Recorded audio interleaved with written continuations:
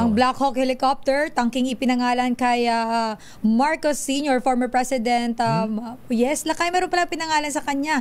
At iba pang military assets, ibibida daw ng Armed Forces of the Philippines sa kanilang anibersaryong Lakay ngayong araw. Ang detalye balita mo, RH52, Edniel Parosa. Edniel.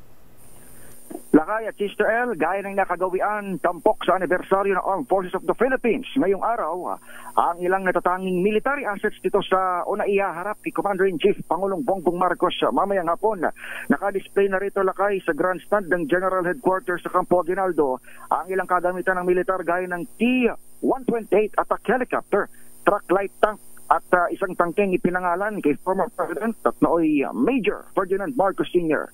Isinunod kay FM itong isang command post vehicle bilang pagbibigay pugay sa Medal of Valor awardee at umano'y pangungunan nito sa daang sundalo noong ikalawang digmaang pandaigdig.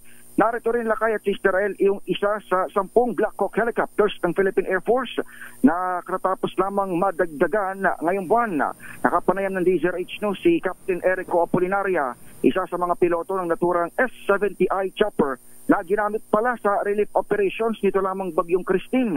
Ipinaliwanag niya Apolinaria kung paanong nagagamit ito hindi lamang sa disaster response kundi maging sa combat operations. Pakinggan natin bahagi ng ating panayam. With jungle penetrators and rescue basket, kung pwede tayong mag-rescue ng mga na-stock or na-stock up or na-isolate sa mga bubong. So ito po siya ginagamit. Maliban sir sa sa pagligtas syempre ng buhay, sa pa siya pwedeng magamit? We also use this for administrative flight, for transport of personnel. You can accommodate 11 combat troops or even na necessary personnel na kailangan i-transport from one point to another. 11 seats po ito, sir, na it can accommodate. But it can accommodate up to 6,500 pounds. We can remove this and insert. Kahapon lang, Lakay, opisyal nang naupo bilang ika-4 na pong Commanding General ng Hukbong Pangimpapawid, si Lieutenant General Arthur Cordura, ang dating Vice Chief of Staff ng AFP. Linawin natin cum laude ang PMA Islahi Class of 1990, itong tubong San Fernando, Pampanga, bago siya naging isa sa top students ng PAF Flying School noong 1992. Nagkamali kasi tayo kahapon ng banggit.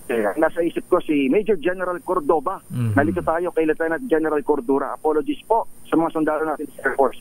Mamaya, Lakay, pagtapos pangunahan ni PBBM yung change of command sa PAF kahapon, mamaya inaasahan present din siya sa 89th anniversary program ng AFP dito sa Camp Aguinaldo, alas 3 ng hapon.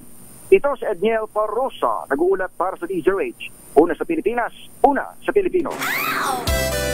Merry Christmas! Maraming salamat, Edniel Parosa.